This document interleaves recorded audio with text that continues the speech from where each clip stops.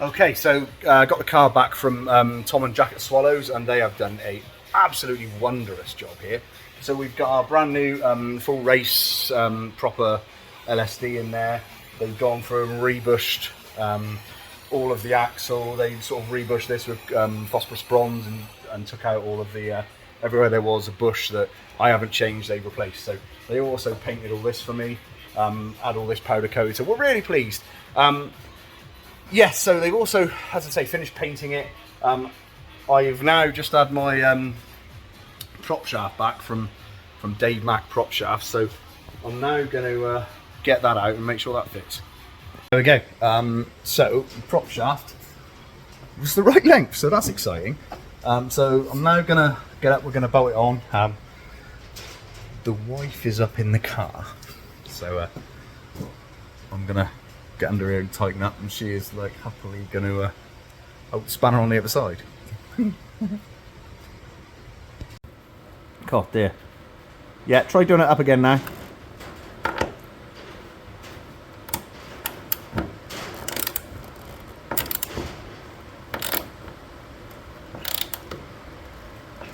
All right. What? Nothing. Hey? Nothing. I'm just laughing. You sound like you're struggling. Well, that's funny, is it? Yeah. Go on. Oh! Oops. You alright? Yeah. Did you dead? No. What have you done then, mate? So we started, you're like a director, aren't you? So when we started skinning some of the carbon fibre parts, it became quite obvious. I'm a little bit picky that one, we weren't going to go with that. So we sort of moved straight on to making moulds. So these are the rear end caps of my side skirts. I managed to lose one during an incident, a racing incident at Brands Hatch last year. So fortunately, the boys at Auto Reserve lent me these. So we've taken moulds off of these, which is essentially this. This is like an unfinished mould, it's straight out, so we're going to give that a bit of a polish. I've done one already, and we've just vacuum bagged. That's forged carbon in there, and then 2 sheets of carbon, some like 200 GSM carbon sheet. Vacuum bagged that up, so we'll chuck that over in the corner. So hopefully that's our first part using an actual mould rather than just trying to skin on the top. Like I say, the finish, I just wasn't happy with it. I know it wouldn't have been. I know lots of people say it's fine for race stuff, but I'm not happy with it. So yeah, that's the first one. So hopefully that's good. Otherwise we might be going back to skinning it all again. That's our first waste of carbon. It's our first waste of carbon. Yeah. So, but like I say, we should be able to like play with it and get it right. This is forged carbon on the bottom, so hopefully it'll look quite cool as well. You alright, Uncle Spike? Living a dream. Living a dream. So we're Jezza from over at Jeremy Ginger's Auto Bodies. He's gone through this wing, just mended all the little imperfections. He's also filled in the little hole where the side repeater would be for me, and he's painted it nice and shiny. So what we're now doing is we've gone round and we put sort of some plastic under and some wax under here, this yellow stuff, release wax. So Uncle Spike is now just using some carnauba wax to make it all nice and polished, and then we're going to cover it in this black shit, and then we're going to try and make a mould for a carbon fibre wing. We're going to make a mould for a carbon fibre wing rather than just lay over a wing, because I've not got a great history of front wings. So it'd be nice to be able to just make another one when we get home for the costs of... make 10 for the season. yeah, make a few and take them with us. Actually, I reckon you might be able to stack a few inside each other, Spike, put them in the new trailer. Yeah. So stack more when you better go. Yeah. So hence why the place is just fucking messy. Every time we sort of get anything to do with composites, we end up with this absolute mess everywhere. But Uncle Spike's loving it because he likes polishing cars. So yeah, he likes a bit of wax on, wax off. I hate your paint shop when it does this. It goes all weird. Oh.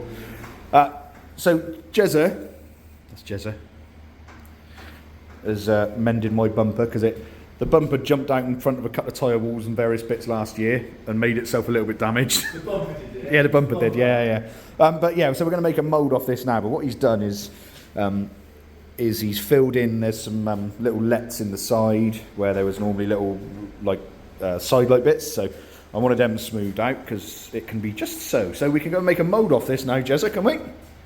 You're happy? Yes, if you're capable, then crack on, yeah. Excellent news, right. Okay, so this is my supercharger from the Jag. This is an Eaton M112. Mine is actually a Gen 4, but the earlier 4 litres and some of the early 4.2s did have a Gen 3. Now, essentially, this will supply enough air.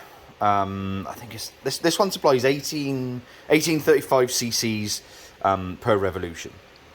Now, this is the M112 series came out in 1980 something, and they, like I say, this is a Gen 4, so it's as basically the newest of the M series superchargers. Now, they're decent chargers. They've been doing well. Now, we've sort of considered, as I say, going to like an air-to-air, which is what we're going to do. So we're going to rebuild the inlet manifolds. We're going to get rid of the charge cooler system. Now, the charge cooler system's perfect in a road car. It's fine. For what we're doing, after one lap of anywhere, because we're consistently wide open, the output temperature on some of these, on some of my data logs, output temperature of this is north of 100 degrees. It goes through the charge coolers, and the charge coolers takes out as much, but, you know, we've had an uprated, that's the uprated rad there, actually. We've had the uprated radiator on, uprated pump, they're just not efficient enough. I think you could have like a radiator 50 times the size of that, and it would just still saturate heat. The charge coolers in the car are not good for what we're trying to do. So, we're going to change the manifolds. We're going to go air to air. We're going to put a front mount intercooler on it. I'll talk about the manifolds I want to build shortly, but we're going to try and use like a Venturi effect inlet manifold, both sides, like two of, and some individual, or not individual, but two throttle bodies, one each side. We did it on Tom's XJR a couple of years ago. Worked an absolute treat and behaves perfectly. Keeps the inlet temperatures cool. Brilliant. So while we're at it, we're considering, I'm probably going to use this. Now, this is still an Eaton supercharger, but this is off of a slightly later Jag. It's basically a Gen 5. They call these the TVS. This is a TVS1900, which basically it's got 4 lobes per rotor. They call it a TVS. I think it stands for Twin Vortices series, something like that. Basically, this is a Gen 5 version. Now, this only produces 1900 cc's of air per revolution, compared to the 112. This does 1835. So, not a massive difference, right? Now, what's interesting is this bit. This is good for, I think Eaton rate this to 12,000 RPM. Now, I can categorically tell you that even with this small pulley, the outlet temperatures of this are ridiculous. We just can't lose the temperature. The moment we lose temperature, like we're losing air density, so we're losing boost, we're losing power, lots of it. So we need to control that. This, the later version, this is 12% more efficient. So already we're 12% more efficient than this. But this is where the best bit comes in. This, I can spin faster. I can go to a maximum of 18,000 with this, compared to the 112, which is 12,000. This is what they rate it to. Now, we can spin these more, but they just become really inefficient. Like on the drag strip, for argument's sake, you could do a run, and then you'd have to leave it half hour just to cool down, because they're rubbish when you get them hot. When you start chucking loads of booster, you just generate so much heat, it loses power. On my dyno, if I go up, if I do a run after run after run after run consistently, you know, I've got a great fan setup, but the power just goes down and down and down, to the point where we are losing, when this gets really hot, like to the region of 60, 70 horsepower. We're losing that much air density. So if we can go down, we can control our air temperature, and we run a more efficient supercharger, that we can spin another 6,000 RPM officially more than this. We could potentially have all the boost in the world, as much as we'll ever need. Now, they rate this up to, I believe it's 2.5 bar of positive boost pressure. Now, we're obviously not going to get near that, but it's interesting to know. So we're going to try and mount this. Now, the negatives to this are it's physically too wide to fit in the V of the engine. So normally this supercharger is up the other way. It mounts on the inlet manifold essentially of the later engine. So it mounts up this way. But we can't mount it that way because it's just physically too big and it's a pain in the ass. So we're going to go a bit mad and mount it upside down the way that I just had it. We're going to mount it upside down. We're going to have the exit underneath coming out the back of the V.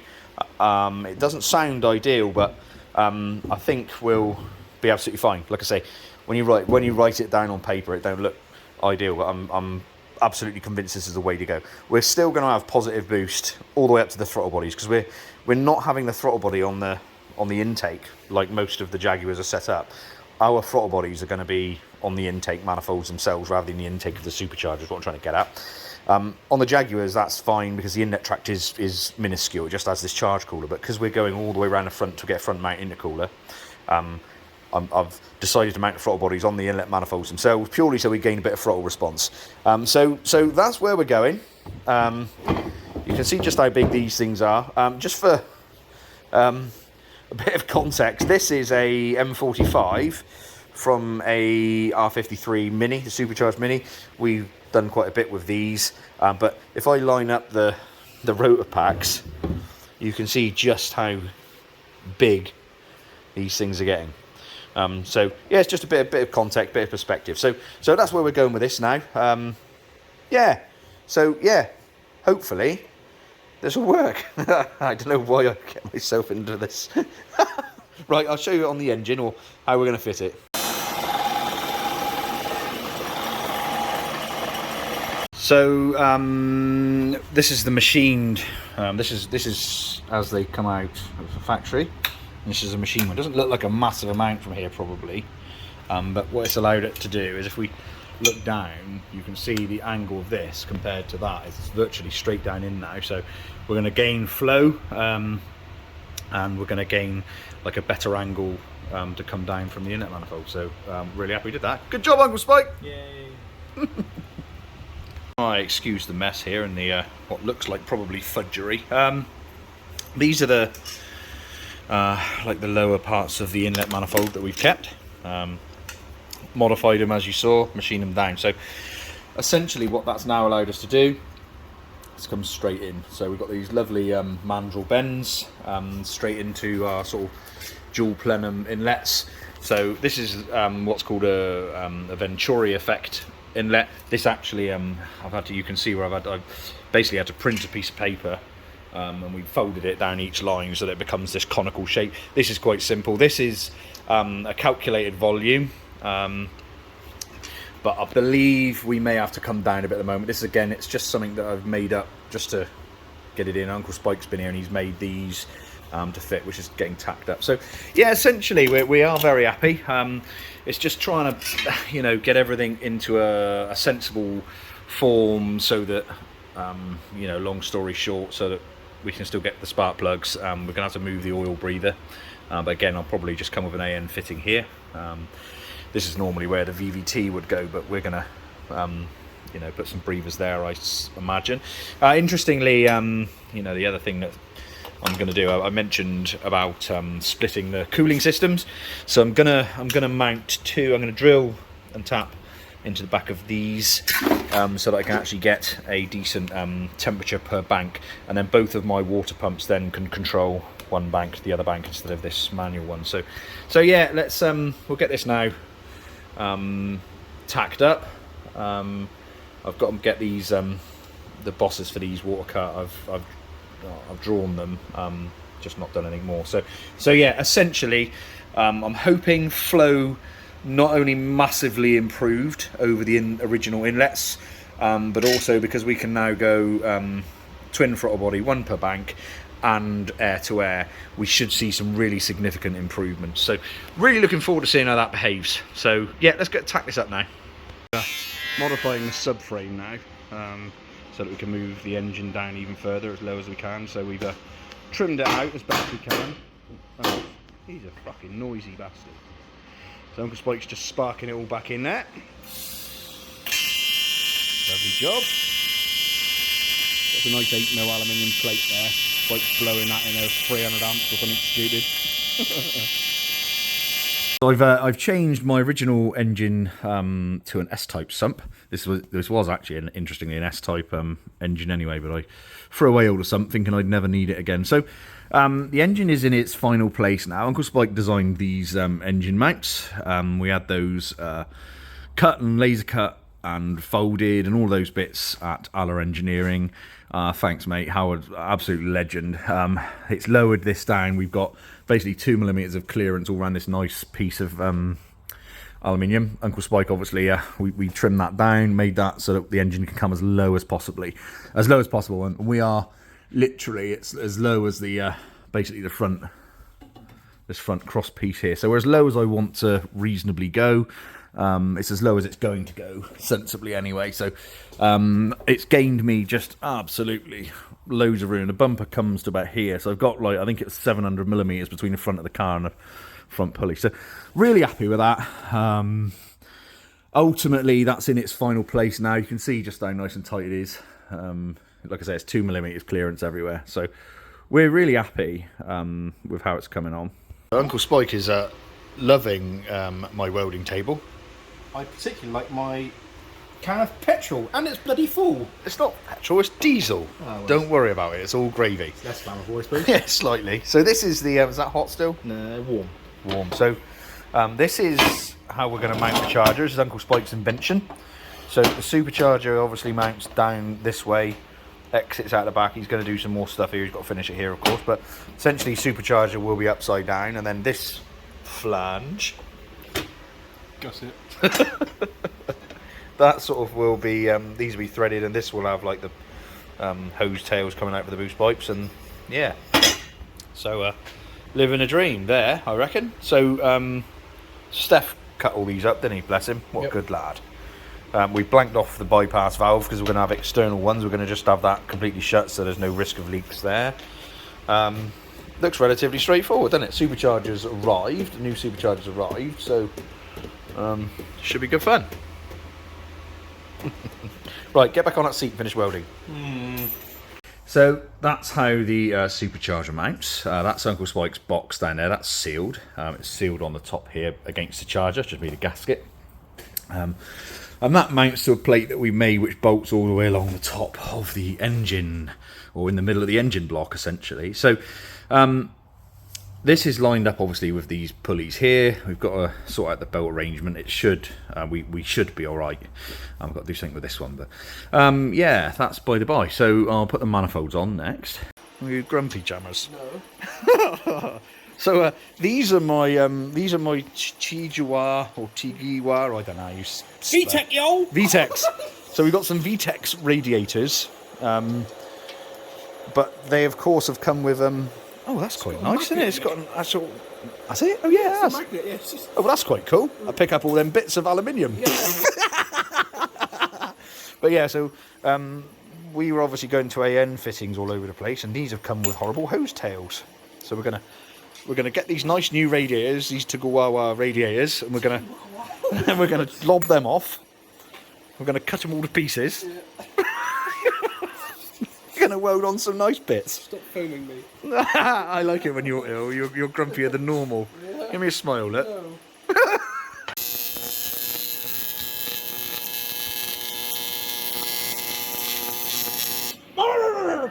You can see how one rad is mounted. It's just basics really, just a bit of alley angle, a couple of nice grommets for these to fit in. They actually have, I've just gone on the original mounts, so they just got like a tiny bit of movement, but enough to hopefully stop them cracking or doing anything stupid. Yeah, just countersunk in some nice little M5s with some nutserts in the bottom, that's tight as hell, and I'm picking up on the original mounts up under here. So radiators mounted, cooling done. I've just got a couple of pumps here somewhere. That's next on the list, I guess. Guten Tag. Guten Tag. So obviously we're making a car much quicker. Well, hopefully in a in a straight line. So that's I'm told that's how you win races all the time. It's just making lots and lots of horsepower. Isn't that right, Spike? Yeah, 100%, mate. In a straight line, that is. Yeah. Yeah, it's nothing about going around bends or stopping. No, well, stopping. Stopping. Fortunately, we do something about. Stopping doesn't rely on my skill level in the bend. So stopping, we have got some nice big old 8 pots made by somebody called D2.